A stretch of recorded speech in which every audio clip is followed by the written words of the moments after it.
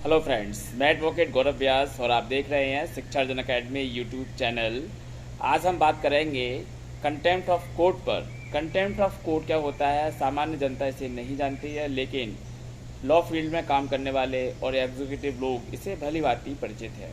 Contempt of court का मतलब होता है कि ऐसा कोई भी व्यक्ति या कोई सरकारी अधिकारी या कर्मचारी कोर्ट के ऑर्डर को जानबूझ करके डिसोबे करता है, विलफुली उसे डिसोबे करता है या उसकी अवहेलना करता है, उसकी पालना नहीं करता है, तो न्यायालय उस दोषी व्यक्ति को, जो कि कंटेम्प्ट का दोषी है, उसे सजा के तौर पर जेल भिजवा सकता है।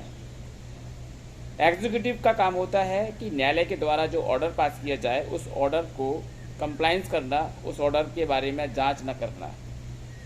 ऑर्डर सही है या गलत है ये ऑर्डर देने वाली अथॉरिटी यानी कि न्यायालय जाने, लेकिन जो ऑर्डर आया है, आईएएस ऑफिसर्स हैं, आईपीएस ऑफिसर्स हैं, इनका सबका काम है कि न्यायालय के द्वारा जो पारित आदेश है उन आदेश का पालन करें। फ्रेंड्स, आपने देखा होगा कि अक्सर एग्जीक्यूटिव बॉडी के द्वारा यानी कि आईएएस, आईपीएस, पुलिस, इन सब के द्वारा न्यायालय के ऑर्डर्स को डिसोबे किया जाता है, उसकी अवहेलना की जाती है, उसकी पालना नहीं की जाती है। तो इसके लिए मैं आपको उपाय बताता हूँ।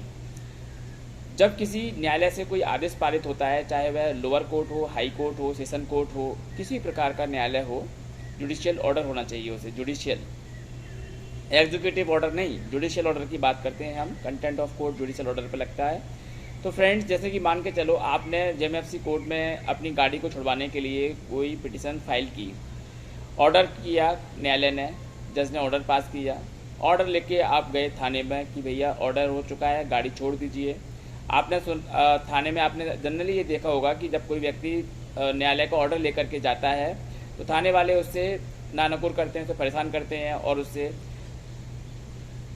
पैसों की डिमांड करते हैं। तो फ्रेंड्स, आप उसी समय थाने से उठ करके घर चले आइएगा और अगले दिन जाकर के जिस न्यायालय ने आदेश पारित किया था उस न्यायालय में जाकर के आप एक एप्लीकेशन लगाइए, जिसको कंटेम्प्ट ऑफ कोर्ट की एप्लीकेशंस के नाम से हम जानते हैं। तो निश्चित तौर पर उस न्यायालय के द्वारा उस अधिकारी पर कंटेम्प्ट की कार्रवाई की जाएगी और उस अधिकारी को, चाहे वह किसी भी रैंक का अधिकारी हो, बस कंटेम्प्ट के दायरे में आना चाहिए। जैसे कि थानेदार है, एसपी है, कलेक्टर है, कोई भी ऑफिसर, एनीबडी, रैंक का कोई मतलब नहीं है। ऑर्डर होना चाहिए न्यायालय का और उसके लिए उसका कर्तव्य होना चाहिए कि वह उस एग्जीक्यूटिव बॉडी का, उस एग्जीक्यूटिव पर्सन्स का कर्तव्य है कि वह न्यायालय के ऑर्डर के कंप्लाइंस करे।